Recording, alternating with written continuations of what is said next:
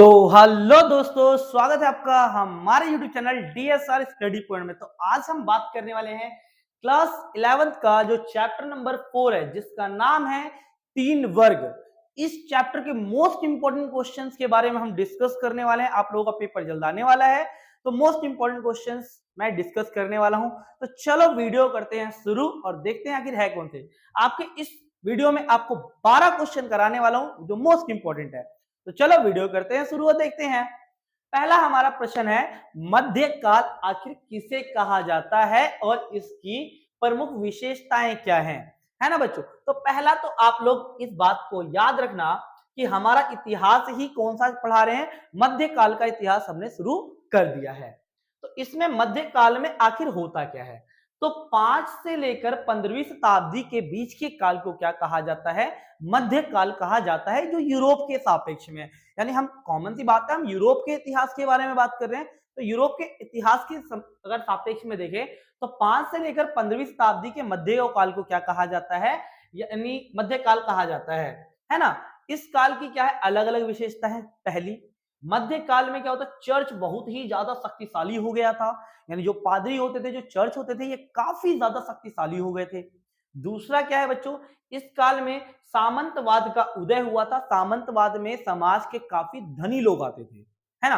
वैसे तो अगर हम इस बात करें, सामंतवाद जर्मन भाषा के साथ फ्यूड से बना है, जिसका अर्थ होता है भूमि का टुकड़ा, है ना। तो इस काल में सामंतवाद का उदय हुआ था और सामंतवाद ने यूरोप के राजनीतिक और आर्थिक जीवन को क्या किया था, काफी ज्यादा प्रभाव डाला था। इसके साथ साथ मध्यकाल में कोई केंद्रीय सत्ता नहीं थी, मतलब प्रॉपरली अगर देखी जाए तो किसी एक व्यक्ति के पास पावर्स नहीं थी इस टाइम पे, है ना। और इसलिए इसे अंधकार युग भी कहा जाता है। क्या कहा जाता है?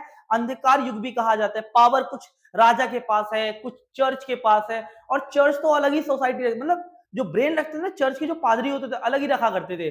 उन्होंने जैसे एग्जाम्पल में, अगर आगे चैप्टर में पढ़ेंगे तो एग्जाम्पल मैं बताता हूँ कि यहाँ है ना, लोगों को अलग ही गलत फहमी दे रहे थे बच्चों।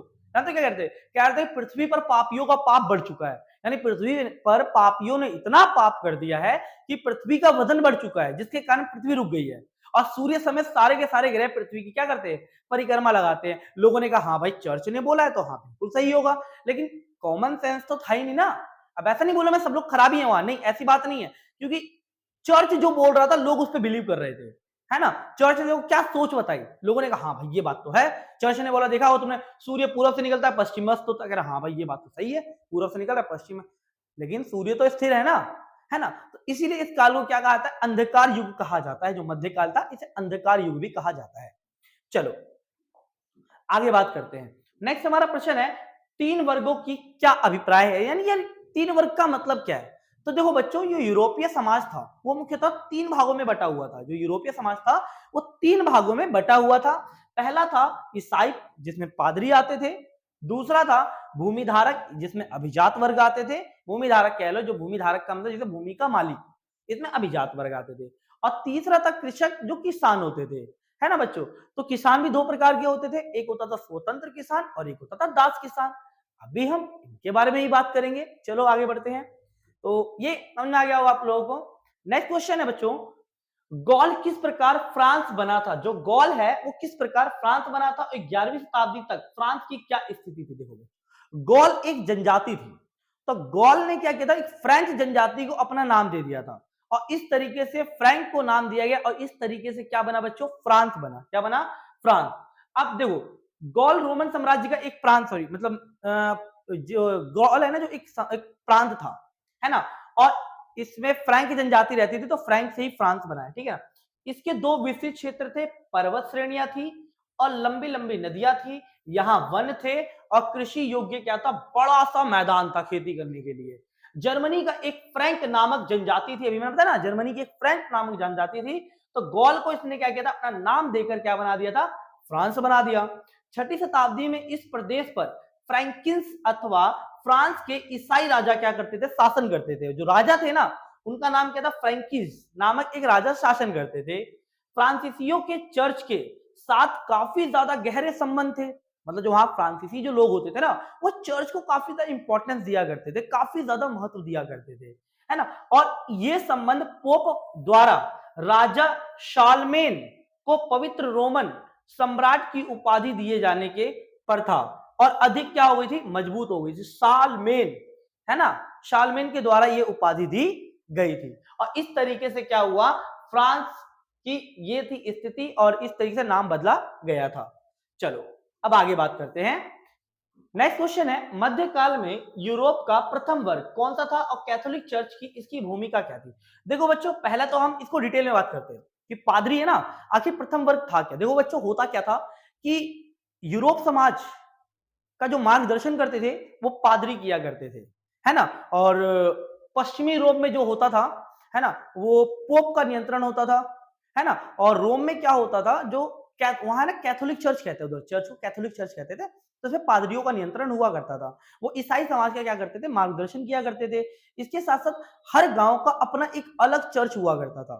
जो लोग होते थे ना, वो चर्च में जो पादरी के जो धर्म उपदेश होते थे, धर्म के बारे में जो अच्छी अच्छी बातें बोलते थे, उनको सुनने के लिए हर रविवार को जो लोग है ना, वो चर्च जाया करते थे, है ना। इसके साथ साथ हर व्यक्ति चर्च मतलब पादरी नहीं बन सकता था, स्त्रियां नहीं बन सकती थी, पादरी विवाह नहीं कर सकते थे, जो शारीरिक रूप से जो दास होते थे या किसान होते थे, ये पादरी नहीं बन सकते थे, है ना।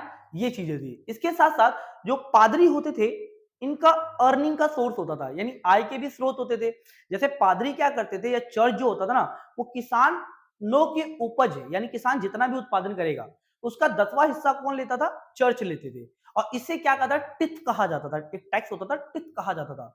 इसके साथ साथ कुछ लोग क्या करते थे, अपने और अपने परिवार के कल्याण के लिए क्या करते थे, चर्च को कुछ दान दिया करते थे, है ना बच्चों। तो इस तरीके से चर्च को आय भी मिलती थी और ये पूरी व्यवस्था थी उस समय प्रथम वर्ग की, है ना। तो ये सारी चीजें थी, ठीक है। तो आगे हम बात करते हैं। तो ये वही है, सारा पढ़ लेना, देख लो, अगर स्क्रीनशॉट लेना तो ले लेना। बाकी मैं इसकी पूरी पीडीएफ मैं डालने वाला हूं। अगर आप लोगों को नहीं पता, मेरे खुद का टेलीग्राम चैनल है डीएसआर स्टडी पॉइंट का, आप जाके टेलीग्राम पे जा सकते हो और नोट्स भी आप देख सकते हो, ठीक है। चलो आगे बात करते हैं। नेक्स्ट हमारा क्वेश्चन है, अभिजात वर्ग की प्रमुख विशेषताएं बताइए। अब अभिजात वर्ग की प्रमुख विशेषता क्या होती थी, देखो बच्चों, यूरोपीय समाज का दूसरा वर्ग कौन सा था, अभिजात वर्ग था, है ना। यूरोपीय समाज का दूसरा वर्ग कौन सा था, अभिजात वर्ग का था। और अभिजात वर्ग का समाज में क्या होती थी, एक काफी विशेष हैसियत होती थी, है ना। विशेष हैसियत होने का मुख्य कारण क्या था, मतलब जमीन पर इनका मालिकाना हक था, यानी जमीन पर इनका प्रॉपर अधिकार हुआ करता था। इसके साथ साथ क्या होता था, इनके पास खुद की स्थायी सेना होती थी, है ना, जिसे सामंती सेना कहते थे। इसके साथ साथ अभिजात वर्ग क्या कर सकते थे, अपनी न्यायालय स्थापित कर सकते थे, अपनी मुद्रा जारी कर सकते थे।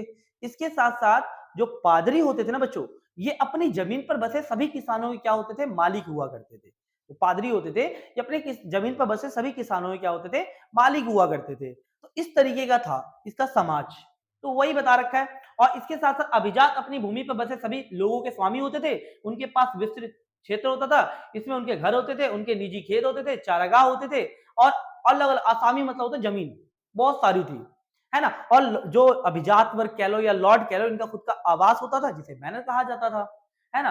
तो ये चीजें उनकी व्यक्तिगत जो जमीनें होती थी किसानों द्वारा जोती जाती थी, है ना। और इन कृषकों को अपने खेतों पे काम करने के साथ साथ क्या होता था, मतलब इन अभिजात वर्गों के जमीन पे भी जाके क्या करना पड़ता था, खेती किया करना पड़ता था।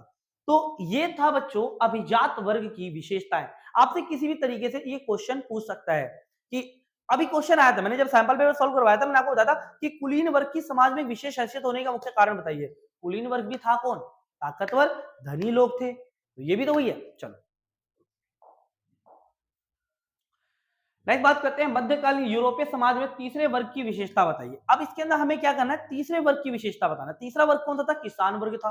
कौन सा था बच्चों, किसान वर्ग। अब इसकी विशेषता की ध्यान से समझिएगा। पहला, तीसरा वर्ग कौन सा था, किसान था। दूसरा, काश्तकार दो तरह के होते थे, एक होता था स्वतंत्र किसान और एक होता और सिर्फ शर्फ, जिन्हें हिंदी में कृषि दास कहा जाता था। यानी इधर किसान दो प्रकार के होते थे, एक स्वतंत्र किसान और एक दास किसान। मतलब और इसको जो दास किसानों को सर्फ कहा जाता है, सर्फ मतलब होता है ना सर्वेंट, होता है ना, उस टाइप से ही बना है। स्वतंत्र किसान अपनी भूमि को लॉर्ड के काश्तकार के रूप में देखते थे, यानी लॉर्ड की जमीन को रूप में देखते थे और उनकी जमीन पर क्या करते थे, खेती किया करते थे, जो स्वतंत्र किसान होते थे।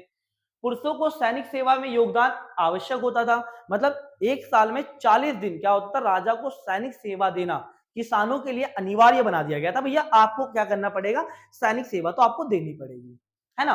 और किसानों की जो परिवारों को क्या होता था, लॉर्ड की जागीर में जाकर क्या करता था, हफ्ते में 3 दिन जाके क्या करना पड़ता था, काम करना पड़ता था। कुछ अधिक दिन भी हो सकते थे। इस श्रम से होने वाला जो मतलब इससे जो पैसा आता था ना उनके पास, उसे क्या कहते थे, श्रम अधिशेष कहते थे, लेबर रेंट कहते थे, और जो सीधे लॉर्ड के पास जाता था। इसके साथ साथ यहां खत्म नहीं होता, इसके साथ साथ और भी काम लिया जाता था किसानों से। और क्या करते थे, वो अपने गड्ढे खुदवाते थे, लकड़ियां इकट्ठा करवाते थे, सड़कें बनवाते थे, इमारत बनवाते थे, है ना, है ना, और बांध बनवाते थे। ये सारा काम भी क्या करते थे, जो लॉर्ड अभिजात वर्ग होते थे वो किसानों से करवाते थे। और इसके लिए किसानों को कोई पैसा नहीं दिया जाता था, चलो ऐसे कोई पैसा नहीं मिल रहा, है ना, इस तरीके की सिचुएशन हुआ करती थी, है ना। इसके साथ किसान जो होता था खेतों में मदद करने के लिए अतिरिक्त जो स्त्रियां होती थी, जैसे स्त्रियां कपड़े बुनती थी, है ना, कताई का काम करती थी। जो बच्चे होते थे वो अंगूरी शराब निकाला करते थे, जो अंगूर में जो शराब होता है ना वो निकालने का काम कौन करता था, बच्चे किया करते थे, है ना। जो आपको वही बता रखा है, ठीक है। इसके साथ साथ अगर बात की जाए, जो किसान होते थे, ये तो हमने बताया कि इसके जो किसान होते थे उन्हें एक और टैक्स देना पड़ता था, मतलब टैक्स तो वो देते थे, है ना, एक और टैक्स देना पड़ता है जिसे प्रत्यक्ष कर कहते हैं। उसे क्या कहा था, टैली कहा जाता था। किसानों से लिए जाने वाला एक प्रत्यक्ष कर क्या कहलाता था, टैली कहलाता था, जिसे राजा किसानों की कभी कभी लगाते थे। अब बात करते हैं कृषि दासों के बारे में। हमने ये स्वतंत्र किसानों के बारे में बात करी, अब दास किसानों की देख लो। अब तुम कहोगे सर जी एक चीज बताओ, स्वतंत्र किसानों की तो ये हालत है, दास किसानों की कितनी गंदी हालत होगी, चलो देखते हैं। अब देखो, कृषि दास अपने गुजारे के लिए क्या करते थे, जिन जमीनों पर खेती करते थे वो लॉर्ड के स्वामित्व की होती थी, इसलिए उनकी ज्यादातर जमीन का ज्यादातर जो पैसा होता है ना वो राजा ले लेता था। उन भूखंडों पर कभी कृषि करते थे जो केवल लॉर्ड के स्वामित्व में होती, इसके लिए उन्हें कोई भी मजदूरी नहीं देती थी, बेटा तू काम कर, तेरे को कोई भी वेतन नहीं दिया जाएगा, तुझे रोटी दे रहा हूं ना खाने के लिए, इस टाइप का था। वह लॉर्ड की आज्ञा के बिना जागीर नहीं छोड़ सकते थे, जब तक लॉर्ड नहीं बोलेगा तब तक वो उसकी जमीन को नहीं छोड़ सकते थे। लॉर्ड क्या होता था, कई तरह के एकाधिकार का दावा करता था और किसानों को हानि पहुंचाता था।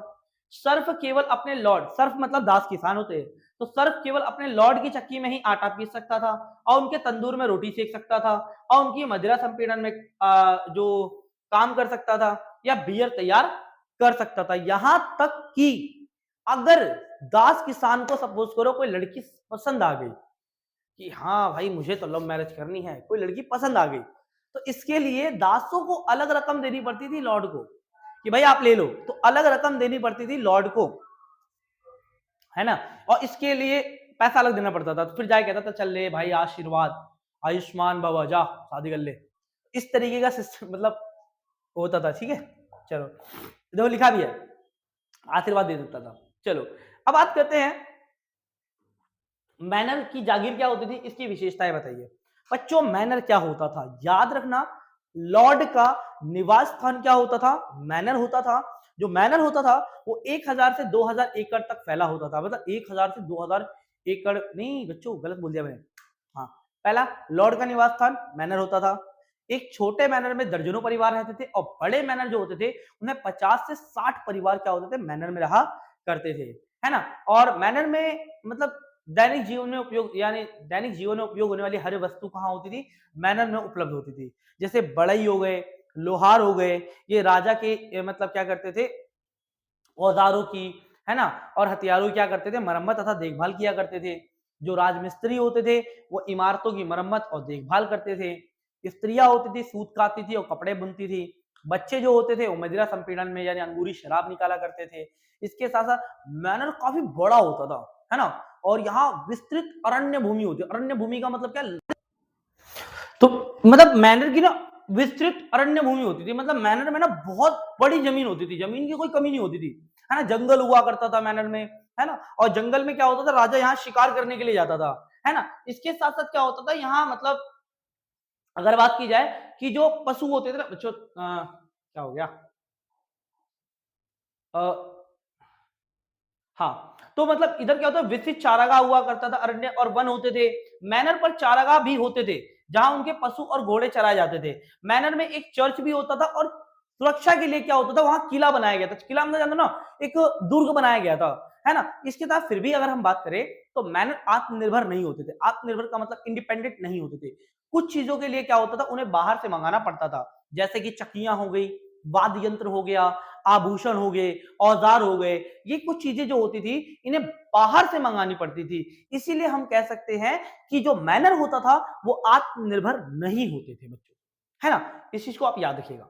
चलो अब आगे बात करते हैं नाइट वर्क की विशेषता के बारे में। नाइट वर्क था क्या? अब होता क्या था बच्चों कि 9वीं शताब्दी में स्थानीय युद्ध ज्यादा होते थे और इसके लिए जो सैनिक होते थे ना, पैदल सैनिक, वो पर्याप्त नहीं थे। इसके लिए एक कुशल अश्व सेना की जरूरत थी। इसी जरूरत ने एक नए वर्ग को उत्पन्न किया जिसे क्या कहते हैं, नाइट वर्ग, है ना। और इसके साथ साथ जो नाइट वर्ग होते थे वो लॉर्ड के प्रति क्या होते थे, वफादार हुआ करते थे, है ना। और जो लॉर्ड होता था वो नाइट को क्या करता था, एक भूमि का टुकड़ा देता था जिसे क्या कहते हैं, फिफ कहा जाता था। और ये जो फिफ्थ जो जमीन होती थी ना, ये वो 1000 से लेकर 2000 एकड़ में फैली होती थी। जो फिफ्थ की जो जमीन होती थी वो 1000 से 2000 एकड़ में फैली होती थी, है ना। इसके साथ साथ जैसे लॉर्ड की जमीनों पर किसान खेती करते थे वैसे इनकी जमीनों पर भी किसान खेती किया करते थे, है ना। इसके साथ साथ क्या होता था, जो नाइट होते थे ये हमेशा ट्रेनिंग करते रहते। तुम लोग इधर आलसी नहीं होते थे, बहुत सारे यहाँ आलसी बैठे होंगे, नहीं आलसी नहीं बैठे थे, ये हमेशा मतलब ट्रेनिंग करते रहते थे। जैसे पुतलों के साथ रण कौशल किया करते थे, है ना। पुतलों के साथ ट्रेनिंग, रण कौशल करते थे, है ना। और घेराबंदी जैसी चीजें किया करते थे। ये नाइट वर्क किया करता था। नाइट चाहते तो अपनी सेवा किसी दूसरे लॉर्ड को दे सकते थे, लेकिन वो अपने लॉर्ड के प्रति क्या होते थे, काफी ज्यादा वफादार हुआ करते थे। वो दूसरे की अपेक्षा अपने लॉर्ड को क्या देते थे, सबसे पहले सेवा दिया करते थे, ठीक है। तो ये थी बच्चों नाइट वर्क की विशेषताएं। देखो आपको लिख रखा होगा, ये नाइट वर्क की विशेषता। नाइट अपनी सेवाएं किसी दूसरे लॉर्ड को दे सकता था, लेकिन वो अपनी सर्वप्रथम निष्ठा अपने लॉर्ड के प्रति होती थी।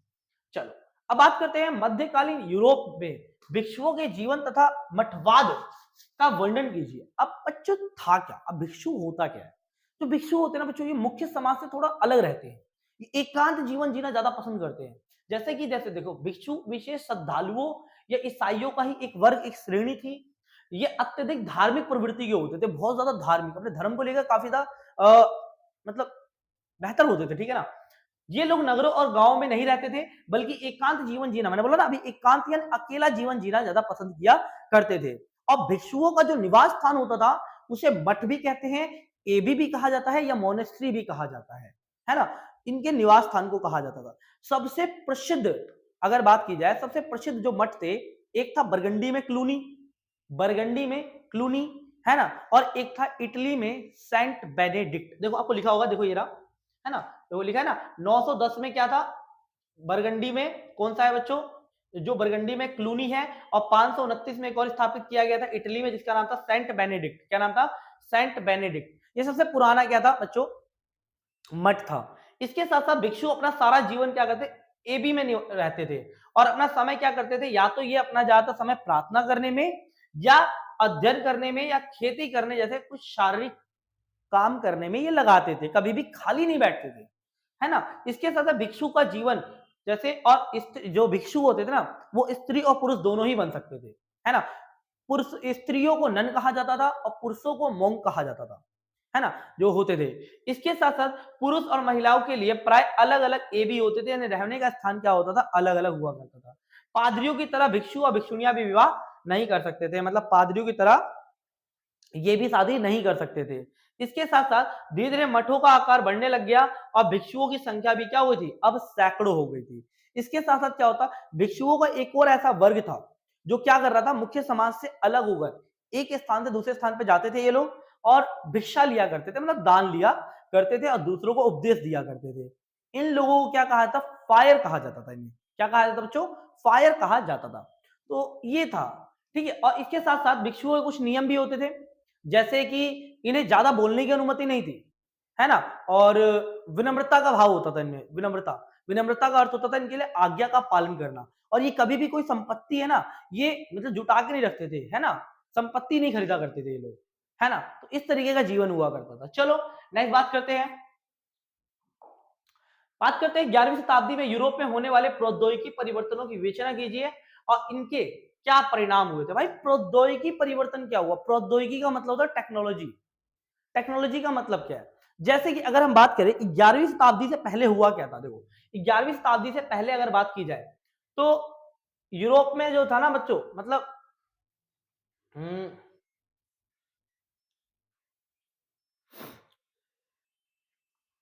अगर हम बात करें तो देखो मैं बताता हूं, 11वीं शताब्दी से पहले इन लोगों की खेती करने की जो प्रौद्योगिकी एंड टेक्नोलॉजी थी बहुत ज्यादा पुरानी थी, आदिम थी, है ना। जैसे कि ये लोग क्या करते थे, जमीन को ना दो भागों में बांट देते थे, एक पर सर्दियों में खेती करते थे, एक पर गर्मियों में खेती करते थे, है ना।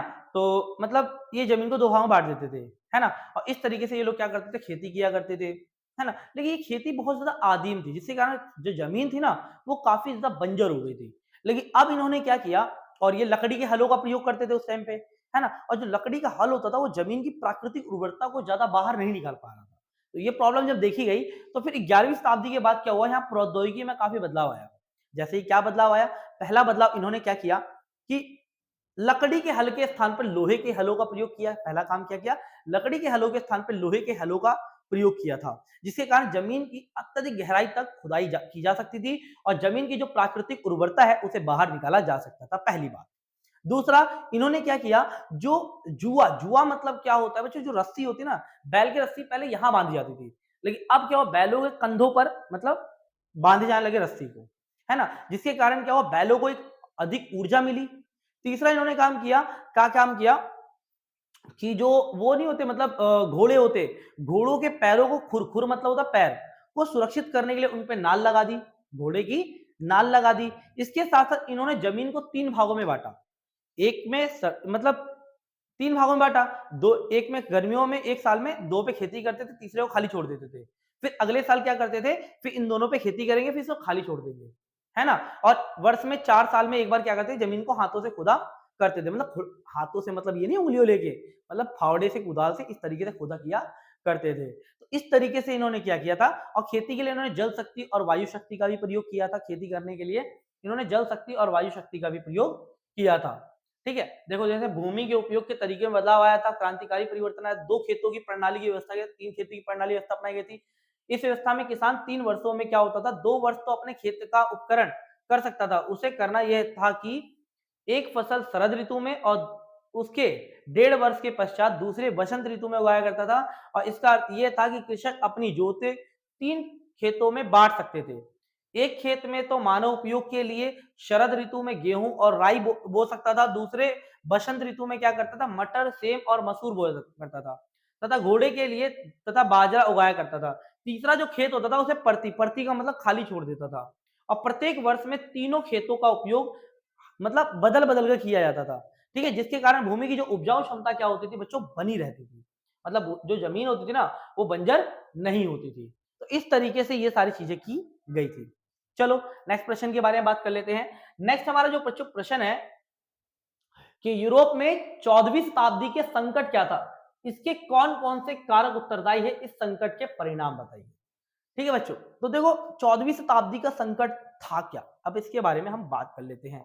देखो पहला कारण क्या था, इसमें क्या हुआ था, मौसम में परिवर्तन आ गया था। क्या आया था मौसम में परिवर्तन, 13वीं शताब्दी के अंत तक उत्तरी यूरोप में पिछले 300 वर्ष में अत्यधिक गर्मी आ गई थी। जो गर्मियों का स्थान किसने ले लिया था, ठंडियों ने ले लिया था, है ना। जिसके कारण फसल उगने वाले जो मौसम क्या हो गए थे, छोटे हो गए थे। ठंडियों में वैसे ही खेती क्या होती थी, कम होती थी, तो कम हो गए थे। और ऊंची भूमि पर फसल उगाना बहुत ज्यादा मुश्किल था, है ना। तूफान और बांधों ने उनके कृषि फार्मों को नष्ट कर दिया था, जिसके कारण सरकार को करों में क्या करनी पड़ी थी, कर द्वारा मिलने वाली आय क्या हो गई थी, कम हो गई थी। जो जिसको टैक्स सरकार को मिल रहा था वो कम हो गई थी, जिसके कारण सरकार को टैक्स ही बढ़ा दिया। तो पहली दिक्कत ये हो गई। दूसरा क्या है, गहन जुताई और जनसंख्या में वृद्धि, यानी 13वीं शताब्दी से पहले की अनुकूल जलवायु ने अनेक जंगलों तथा चारागाहों को कृषि भूमि में बदल दिया था। परंतु क्या हुआ, गहन जुताई ने 3 क्षेत्रीय फसल चक्रों को क्या कर दिया था, कमजोर कर दिया था, पूरा व्यर्थ हो गया था। अभी हमने 3 बात की ना, पूरा ये खराब हो गया था, इससे कोई इन लोगों को फायदा नहीं मिला था, कोई भी प्रॉफिट नहीं मिला था। इसके साथ साथ जनसंख्या बढ़ी। जनसंख्या कैसे बढ़ी, जनसंख्या बढ़ने लग गई और संसाधन क्या हो गए, कम होने लग गए, अकाल पड़ने लग गया। अब देख सकते हो 1315 से लेकर 17 के बीच यूरोप की जो भयंकर अकाल पड़ा, इसके पश्चात 1320 के दशक में अनगिनत पशु क्या हो गए थे, मारे गए थे, बहुत सारे लोग क्या हो गए थे, मारे गए थे, है ना। इसके साथ साथ चांदी के उत्पादन में क्या हुआ था, कमी आ गई थी। जैसे ऑस्ट्रिया और सर्बिया की चांदी की खानों के उत्पादन में क्या हुई थी, कमी आ गई थी, जिसके कारण धातु मुद्रा अभाव हो गया था। मतलब जो धातु थी ना, धातु की जो मतलब वो यूज करते थे धातु बनाने के लिए, जिस चीज का मटेरियल का यूज करते थे, उन्होंने फिर उसकी क्वालिटी को क्या करना पड़ा था, इनको घटाना पड़ा था। जैसे इस व्यापार से प्रभावित हुआ सरकार द्वारा मुद्रा को चांदी की शुद्धता घटानी पड़ी। अब मुद्रा सस्ती धातु से बनाई जाने लग गई थी। जो धातु थी उसकी बहुत लो क्वालिटी कर दी गई थी। फिर महामारी, भाई महामारी आ गई। महामारी क्या आ गई? हुआ क्या, 12वीं से 13वीं शताब्दी में क्या हुआ, व्यापार बढ़ा था। ठीक है, जिसके परिणाम स्वरूप क्या हुआ था, व्यापार करने वाले जो पोत, यानी जो मतलब वो नहीं होते क्या, जहाज होते हैं, तो व्यापार करने वाले जहाज आते थे, तो इन जहाजों के साथ क्या आ गए थे, बीमारी आ गई, मतलब उसके साथ चूहे आ गए। और चूहे आने के कारण यहाँ क्या हो गई, एक बीमारी फैल गई, जिसे महामारी फैल गई, जिसे कहा जाता है ब्यूबेनिक प्लेग। और प्लेग के कारण क्या हुआ था, यूरोप के बहुत सारे लोग क्या हो गए थे, मारे गए थे। जैसे कि अगर हम बात करें तो 1347 से लेकर 1350 के बीच में पश्चिमी यूरोप महामारी बुरी तरह से प्रभावित हुए थे। और आधुनिक आकलन के आधार पर यूरोप की जनसंख्या का लगभग 20% महामारी से शिकार हो गया था। और 40% इसके जो थे ना, मतलब जनसंख्या कम हो गई थी, और ज्यादातर पशु इसके अंदर मारे गए थे। ठीक है, तो इसलिए इसे क्या कहा जाता है, 14वीं शताब्दी का संकट कहा जाता है। चलो आगे बात करते हैं। हमारा लास्ट क्वेश्चन है बच्चों, आखिर कैथेड्रल नगर किसे कहते थे? कैथेड्रल नगर होता क्या है? तो देखो बच्चों, यूरोप में क्या होता था, जो अमीर लोग होते थे ना, भाई अमीर है तो पैसा खर्च करना है ना, हम लोग पैसे ही नहीं है, तो अमीर जो लोग होते थे वो धन खर्च करने का एक तरीका क्या था, चर्च को दिया जाने वाला दान। अब वो चर्च को क्या करते थे, दान दिया करते थे, और बड़े बड़े चर्च मतलब बनाते थे, है ना। अब जैसे एक चर्च होता था, जब एक चर्च के आसपास नगरों की जब श्रृंखला विकसित हो जाती थी, तो उसे कैथेड्रल नगर कहा जाता था, है ना। एक नगर के, एक चर्च के आसपास जब नगरों की श्रृंखला विकसित हो जाती, इसे कैथेड्रल नगर कहा जाता था। और इनका निर्माण करना कई वर्षों तक चलता रहता था। ठीक है, और कैथेड्रल नगर जो होते थे बच्चों, वो इस प्रकार से बनाए जाते थे, मतलब एक बड़ा सा घंटी होती थी, है ना, और अंदर कोई लाइट वाइट का इंतजाम नहीं होता था। जो रोशनी होती थी, दिन में सूर्य की रोशनी मतलब किरणें जाती थी, और रात में मोमबत्ती के द्वारा क्या होता था, अंदर रोशनी होती थी। लाइट का यहाँ कोई भी इंतजाम नहीं होता था। और इसके साथ कैथेड्रल नगरों में क्या होता था, जो कांच होते थे ना, वो अभिरंजित कांच कहते थे इन्हें। अभिरंजित कांच का मतलब क्या होता था, इस पर बाइबल की कहानियां उत्कीर्ण होती थी। जैसे जो अनपढ़ लोग होते थे, जो पढ़ लिख नहीं सकते थे, वो लोग इनको देखकर समझ सकते थे, है ना। तो इस तरीके के मतलब कैथेड्रल नगरों का निर्माण किया गया था। जैसे आप देख सकते हो, देखो कैथेड्रल नगर इस प्रकार बनाए जाते थे कि पादरी की आवाज लोगों तक जमा होने सुनाई दे, भिक्षुओं का गायन आसानी से सुनाई दे। इसके लोग प्रार्थना करने बुलाने वाली घंटियां होती थी, जो दूर तक सुनाई देती थी। खिड़कियों के लिए अभिरंजित कांच लगाए गए थे। दिन के समय सूर्य का प्रकाश कैथेड्रल के अंदर आता था और व्यक्तियों के लिए चमकदार बना देता था। सूर्यास्त के बाद मोमबत्तियों से प्रकाश क्या होता, बाहर की ओर आता था। अभिरंजित कांच की खिड़कियों पर बाइबल की कथाएं संबंधित थी, ताकि ये अनपढ़ लोग भी क्या हो सके, इसे देखकर समझ सके। तो ये था बच्चों इस चैप्टर के सारे इंपॉर्टेंट क्वेश्चन मैं आप लोगों को करा दिया। अगर वीडियो अच्छी लगी हो, इन्फॉर्मेटिव लगी, तो प्लीज यार video like share and subscribe जरूर करें। मिलते हैं एक नई वीडियो के साथ। धन्यवाद।